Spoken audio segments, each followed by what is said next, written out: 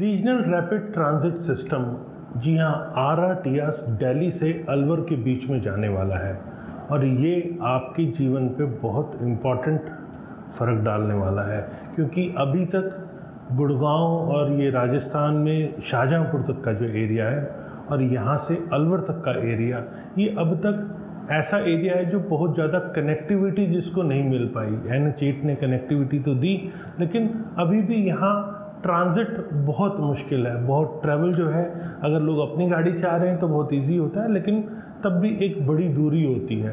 तो इसका सॉल्यूशन है RRTS, जो कि दिल्ली से अलवर तक जाने वाला है। आज मैं आपको बताऊंगा कौन कौन से एरिया जो कवर होने वाले हैं, कंस्ट्रक्शन का क्या इसका अपडेट है, कैसे द्वारका एक्सप्रेसवे और गुड़गांव इससे बेनिफिटेड होने वाले हैं। पूरी डिटेल में आपको बताऊंगा, क्योंकि ये कनेक्टिविटी दिल्ली से अलवर तक की है और साथ में इसमें स्पर भी निकल रही हैं। तो चलिए शुरू करते हैं। नमस्कार, मैं हूं Pradeep Mishra. The property Mishra show में आपका स्वागत है।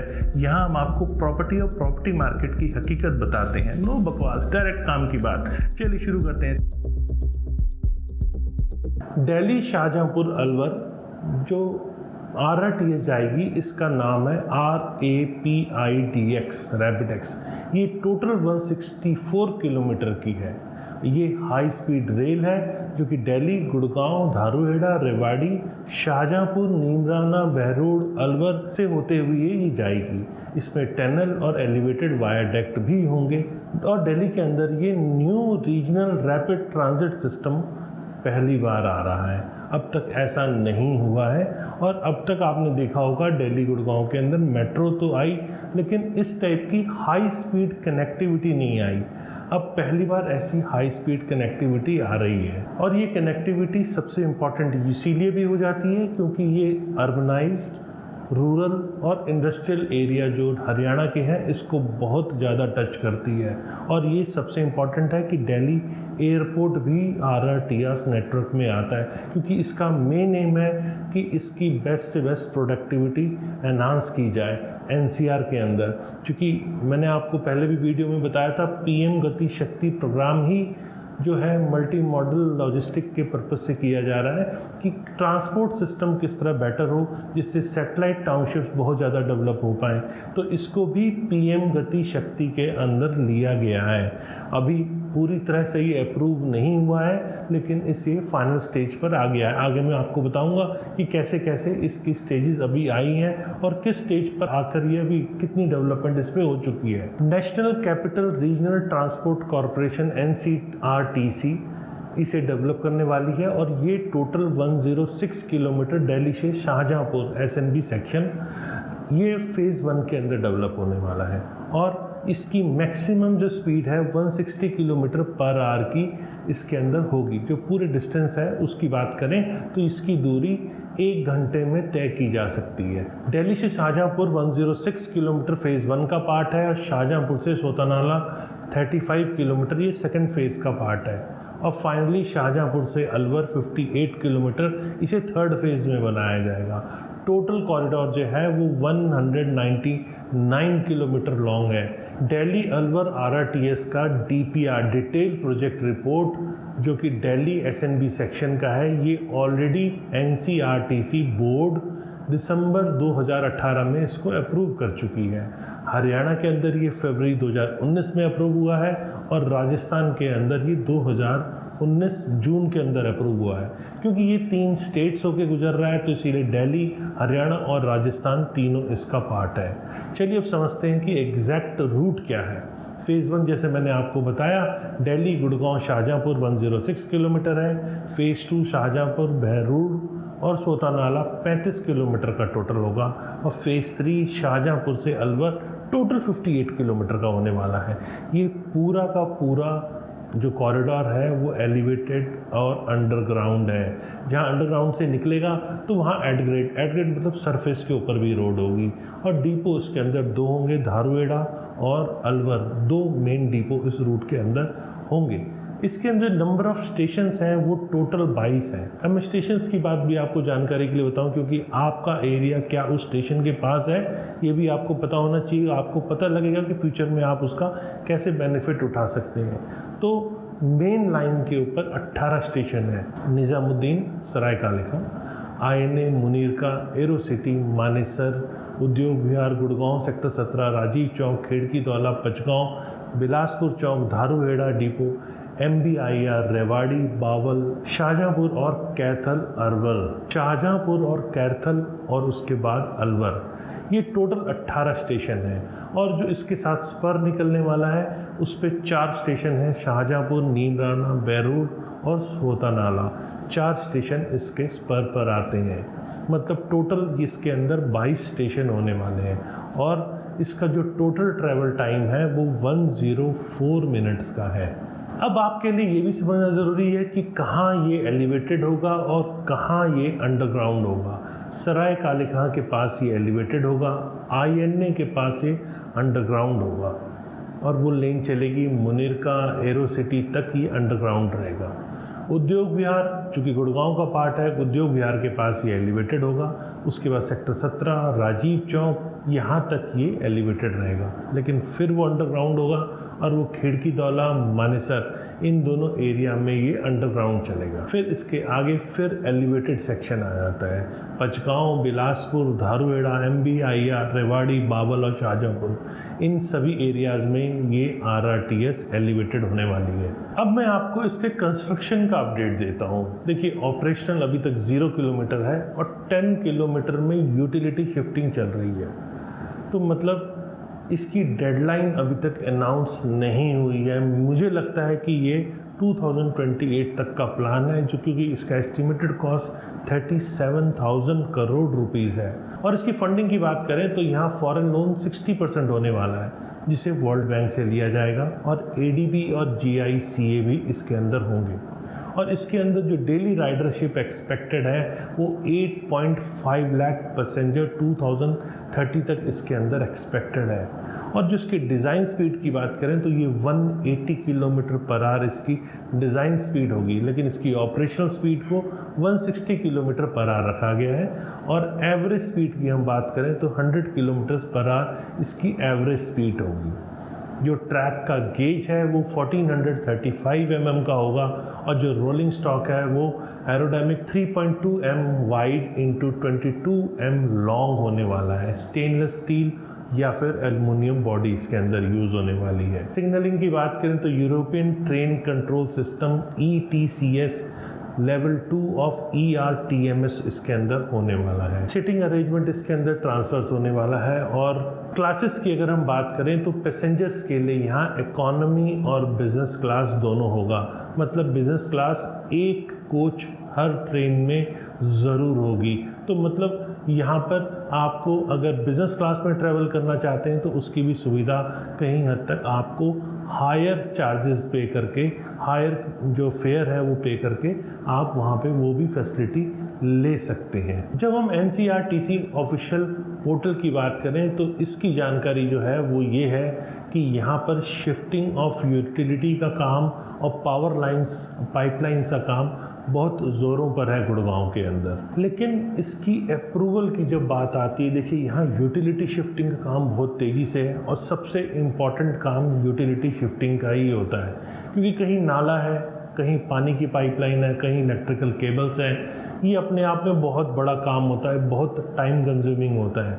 तो ये सबसे अच्छी बात है कि यहाँ पर यूटिलिटी शिफ्टिंग का काम गुड़गांव साइड में बहुत ज़ोरों शोर से चल रहा है। तो इससे बहुत कम समय लगने वाला है इसको एग्जीक्यूशन में। और अभी भी इसको कैबिनेट से अप्रूवल का वेट किया जा रहा है। लेकिन यहाँ प्री कंस्ट्रक्शन वर्क जो है वो गुड़गांव के अंदर मई लास्ट ईयर से ऑलरेडी चल रहा है।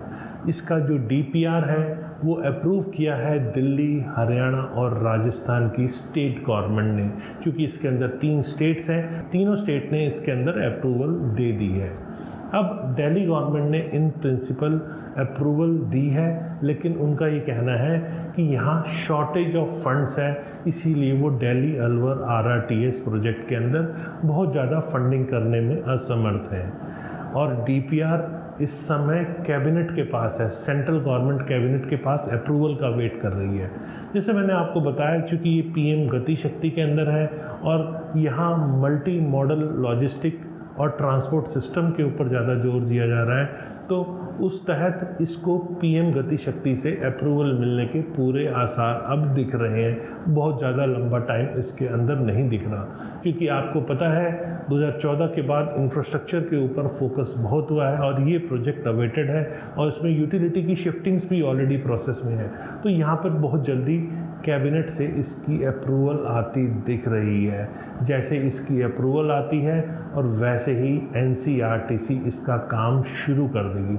सबसे पहले इसका काम गुरुग्राम में शुरू होने के आसार दिख रहे हैं और ये एक्सपेक्ट किया जा रहा है कि टोटल फर्स्ट फेज़ के अंदर 16 स्टेशंस को सबसे पहले बनाने का काम किया जाएगा। और गुड़गांव के अंदर जो स्टेशंस आ रहे हैं, मैंने आपको बताया, उद्योग विहार गुड़गांव, सेक्टर 17, राजीव चौक और खेड़की दौला, ये 4 स्टेशन गुड़गांव को कट करते हुए निकलते हैं। तो गुड़गांव वासियों के लिए ये बहुत काम की चीज़ है, क्योंकि 4 स्टेशन गुड़गांव के अंदर आ रहे हैं, तो कनेक्टिविटी का बेनिफिट गुड़गांव के लोगों को भी यहाँ मिलने वाला है। और फेज़ 1 में जो अदर स्टेशंस बनने की बात है, उसके अंदर मानेसर, पचगांव, बिलासपुर चौक, धारूहेड़ा, MBIR और रेवाड़ी, बावल और शाहजहाँपुर होने वाले हैं। लेकिन इसकी जो एक्सपेक्टेड टाइमलाइन है वो मुझे दिखता है कि ये टोटल प्रोजेक्ट 2028 के आसपास ही कंप्लीट हो पाएगा। काम भले ही बहुत तेज़ी से शुरू हो जाए, लेकिन थोड़ा सा यहाँ पे मुझे टाइम आता दिख रहा है, क्योंकि कैबिनेट की अप्रूवल्स अभी तक नहीं आई है। कैबिनेट की अप्रूवल आने के बाद ही प्रॉपर कंस्ट्रक्शन वर्क इसका शुरू हो सकता है। अब बात करते हैं कौन कौन से एरिया इसमें बेनिफिटेड होने वाले हैं। देखिए, RRTS जहाँ से जाएगी वहाँ वो एरिया बेनिफिटेड होंगे। उसमें सबसे ज़्यादा हरियाणा के अंदर इंडस्ट्रियल एरियाज़ हैं, तो उन इंडस्ट्रियल एरिया को बेनिफिट मिलेगा और उनकी प्रोडक्टिविटी बढ़ेगी और वहाँ पर मैन पावर का पहुंचना आसान हो जाएगा, मैन पावर की ट्रैवल टाइम कम हो जाएगा। और दिल्ली और गुड़गांव जैसे रीजन्स में मानेसर, बावल और हरियाणा, इनको सबसे ज़्यादा फ़ायदा दिख रहा है, क्योंकि ट्रैवल टाइम कम होगा और लोग इजीली कम समय में पहुंच पाएंगे, तो काम करने की प्रोडक्टिविटी भी लोगों की यहाँ बढ़ेगी। ज़्यादातर ये इंडस्ट्रियल कॉरिडोर चूँकि NH के बिल्कुल पास है और ये RRTS भी इसी रूट पे निकल रहा है, तो ऑलरेडी एस्टैब्लिश्ड मार्केट जो है, इंडस्ट्रियल कॉरिडोर जो है, उनको सबसे ज़्यादा यहाँ मुझे बेनिफिट दिख रहा है। फिर एरो सिटी चूँकि दिल्ली एयरपोर्ट के साथ लगता हुआ एक बिजनेस सेंटर है। फिर IICC, diplomatic enclave, Dwarka expressway के बिजनेस कॉम्प्लेक्सेस, इनको यहाँ पर हाई डिमांड मेरे को दिख रही है, क्योंकि यहाँ इंटरनेशनल बिजनेस ट्रैवलर्स अब ट्रैवल करेंगे इस रूट के ऊपर, तो ये एक कनेक्टिविटी का फ़ायदा इन एरियाज़ में भी मुझे दिख रहा है। फिर MNC ऑफिसेस जो अब तक इंटरनेशनल एयरपोर्ट के पास रहना पसंद करते थे, क्योंकि ट्रैवल टाइम बहुत लगता था, तो वो अब थोड़ा सा आगे के एरियाज़ में भी जाना प्रेफर करेंगे, क्योंकि अफोर्डेबिलिटी भी बहुत बड़ा फैक्टर होता है। हर कोई चाहता है हम अपने घर में रहें, तो वो थोड़े सा हट के जहाँ उन्हें बेटर रेट, रिजनेबल रेट पे प्रॉपर्टी मिलेगी, वो उस रूट के ऊपर भी प्रॉपर्टी बाय कर सकते हैं। इसका जो ट्रांजिट नेटवर्क है वो कनेक्ट करेगा Faridabad, south Delhi, west Delhi, Indira Gandhi international airport, Gurgaon, Bawal और नीमराना को। और इसके बाद सबसे इम्पॉर्टेंट IT और मैन्युफैक्चरिंग सेक्टर है, क्योंकि हम IT गुड़गांव के अंदर नहीं भूल सकते हैं, तो उनमें भी डेली आने जाने वाले लोगों को इस RRTS का बहुत फ़ायदा मिलने वाला है, क्योंकि जो ट्रैवल टाइम है वो 3 से 4 घंटे का है, उसे कट करके 110 मिनट तक मैक्सिमम रखा जा रहा है। तो यहाँ पर कम्यूटिंग ईजी होगी, तो सैटेलाइट टाउनशिप्स और डेवलप की जा सकती हैं, कि जिस हिसाब से हरियाणा गवर्नमेंट का प्लान है कि सैटेलाइट टाउनशिप्स अभी कम से कम 4 से 5 डेवलप करनी है, तो ये कनेक्टिविटी उन सबको बैकअप देगी कि वहाँ इजीली सैटेलाइट टाउनशिप्स डेवलप हो पाए। प्रॉपर्टी रेट ज़रूर उन एरियाज़ को जहाँ से ये टच कर रहा है उसको बेनिफिट मिलेगा। प्रॉपर्टी के रेट इसीलिए भी अप्रिशिएट करेंगे क्योंकि 1/3 ट्रैवल टाइम रह जाएगा, तो नए एवेन्यूज़ जहाँ से रोड निकल रही है उन एरियाज़ में भी प्रॉपर्टी के रेट और साथ में रेंटल रेट भी RRTS के रूट वाले अप्रिशिएट करेंगे। जैसा कि आपको पता है ऑफिसेस कॉम्प्लेक्सेस हमेशा उस रूट के ऊपर आते हैं जहां पब्लिक ट्रांसपोर्ट होता है। तो इस रूट पे पब्लिक ट्रांसपोर्ट होने का फ़ायदा मतलब RRTS की कनेक्टिविटी का फ़ायदा गुरुग्राम रैपिड मेट्रो लाइंस को जैसे मिला है, वैसे ही RRTS की कनेक्टिविटी का फ़ायदा उन एरियाज़ में नए ऑफिसेस कॉम्प्लेक्स आके भी मिलेगा। मतलब जहाँ रीजनेबल रेट के ऊपर लैंड अवेलेबल होती है वहाँ पर बड़ा सेटअप करना थोड़ा सा आसान हो जाता है। तो इसीलिए पब्लिक ट्रांसपोर्ट कनेक्टिविटी उन एरिया में जहाँ मिल रही है वहाँ नए ऑफिसेस कॉम्प्लेक्स भी आ सकते हैं, और गुड़गांव को जहाँ ऑलरेडी ऑफिसेस कॉम्प्लेक्स बहुत सारे हैं और कनेक्टिविटी भी वहाँ मिल रही है और इंटरनेशनल एयरपोर्ट भी पास है, तो ऑफिसेस कॉम्प्लेक्स को यहाँ बहुत ज़्यादा फ़ायदा मेरे को दिख रहा है। इंडस्ट्रियल कॉरिडोर जैसे मैंने बताया, इंडस्ट्रियल कॉरिडोर जो आ रहे हैं उनको फ़ायदा है, और द्वारका एक्सप्रेसवे चूँकि नया एरिया डेवलप हो रहा है तो इसको भी यहाँ पर फ़ायदा हो रहा है। और सबसे इम्पॉर्टेंट बात है कि RRTS की जो लैंड एक्विजिशन है, चूँकि ये आउटर एरियाज़ के अंदर ज़्यादा है और सिटी से बाहर निकल के मतलब ज़्यादा है, तो इस कारण से इसकी एक्विजिशन कॉस्ट भी कम आ रही है, और ये आपका CO2 मतलब पॉल्यूशन जो है उसको, गुड़गांव के पॉल्यूशन को काफ़ी हद तक कम करेगा, क्योंकि लोग अपनी गाड़ी लेके ट्रैवल कम करना पसंद करेंगे और पब्लिक ट्रांसपोर्ट ज़्यादा यूज़ करेंगे। पब्लिक ट्रांसपोर्ट जब यूज़ होता है तो पॉल्यूशन लेवल उस एरिया का गिरता है, और ट्रैफिक कंजेशन जैम जैसी दिक्कत जो लोगों को आज गुड़गांव में देखने को मिलती है उससे कहीं हद तक लोगों को बहुत ज़्यादा फ़ायदा होगा, और ट्रैवल कॉस्ट भी इससे रिड्यूस होगी, क्योंकि जब आप अपनी गाड़ी से जा रहे हैं तो आपका ट्रैवल कॉस्ट बढ़ जाता है। तो डेली कम्यूटर्स के लिए मेट्रो रूट और RRTS का रूट ज़्यादा फ़ायदे का सौदा रहता है। उम्मीद है आपको वीडियो पसंद आया हो। अगर वीडियो पसंद आया तो लाइक कीजिएगा, कमेंट करके भी बताइएगा वीडियो कैसा लगा, फ्यूचर में और किस टाइप की और जानकारी आप लेना चाहेंगे रियल एस्टेट से रिलेटेड, वो भी मैं आपको बताऊंगा। लेकिन उसके लिए आप मुझे कमेंट सेक्शन में बताइए कैसा इन्फॉर्मेशन आप अब और चाहते हैं। फ्यूचर में ऐसे रेगुलर वीडियोस देखने के लिए आप सब्सक्राइब कीजिए। नमस्कार, जय हिंद।